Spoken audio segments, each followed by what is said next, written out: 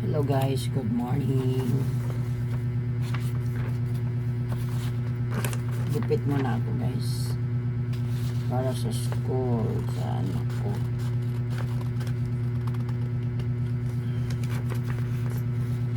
Buhay ng nanay, kailangan nakasupport nag-perminti sa anak. Oh my.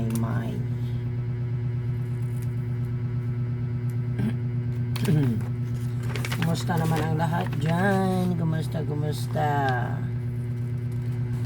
Maayong buntag sa tanan. So naganap sa birthday ko guys. Ganito guys.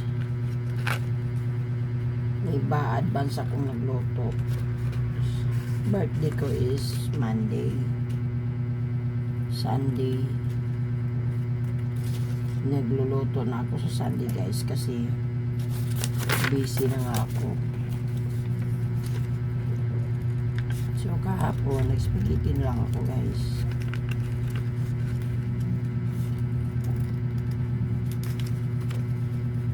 Kasi guys konting ano lang guys, konting handaan kasi hapon kasi guys busy talaga ako.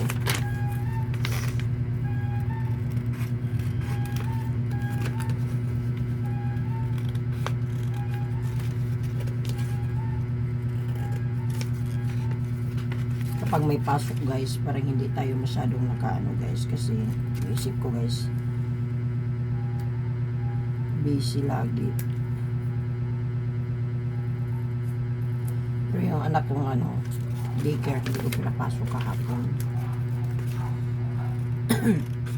Tagal kasing natulog gabi guys pagkatapos sa tagal natulog. Panay laro. Kapag laging naka-on yung ilaw, hindi rin talaga natutulog guys. Nakulit talaga kami laging makatulog. Pag laging naka-on yung ilaw, gising din ang dalawa. Kapag ino-off na yung ilaw, matutulog na yan. Kaso hindi pa ako tulog, may ginagawa pa ako, talagang naka-on ang ilaw. Kaya hindi talaga sila matutulog guys.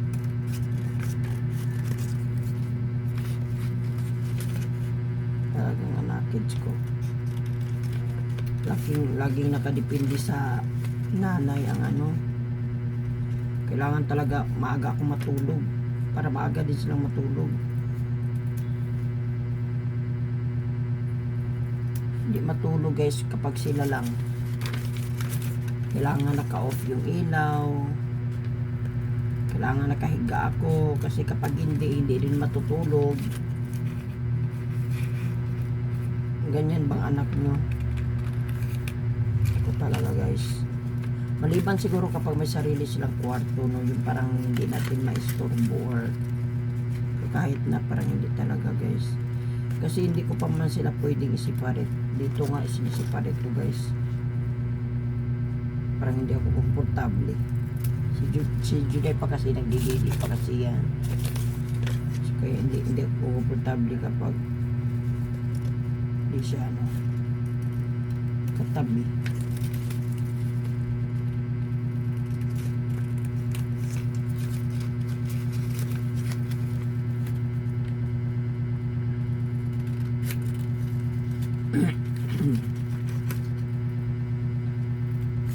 Ang hirap kapag masanay tayo na laging katabi yung mga anak. Tapos ko na nagupit.